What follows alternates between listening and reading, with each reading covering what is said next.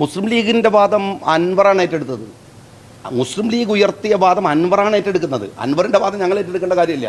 കാരണം ഈ സർക്കാരിനെതിരെ ഞങ്ങളെ സംസാരിച്ചത്. മുഖ്യമന്ത്രിയുടെ ഓഫീസ് മാഫിയയുടെ കേന്ദ്രമാണെന്ന് ഞങ്ങളാണ് പറഞ്ഞത്. മുഖ്യമന്ത്രിയുടെ ഓഫീസല്ല, മുഖ്യമന്ത്രിയാണ് പ്രതിയെന്ന് ഞങ്ങളാണ് പറഞ്ഞത്.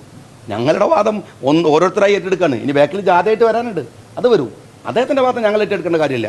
ഞങ്ങളിത് പറഞ്ഞ കാര്യമാണ്. ഈ വിരൽ ചൂണ്ടുന്നത് മുഖ്യമന്ത്രിയിലേക്കാണ് എത്തുന്നതെന്ന് ബോധപൂർവ്വം അറിഞ്ഞുകൊണ്ടാണ് അൻവർ ഇതൊക്കെ പറയുന്നത്. എന്താ കാര്യം? മുഖ്യമന്ത്രിയിലേക്ക് വിരൽ ചൂണ്ടണ തിരക്കടില്ല, തോക്കാണ് ചൂണ്ടുന്നത്. വിരൽ ചൂണ്ടത് കാര്യമില്ല, തോക്ക് ചൂണ്ടാണ്.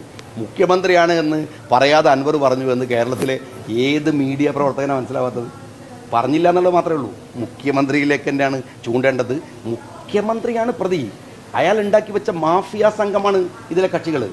ഒരു സംശയ കാര്യത്തിലില്ല. എന്താ അൻവർ ഉദ്ദേശിക്കുന്നതെന്നാണ് വിചാരിക്കുന്നത്?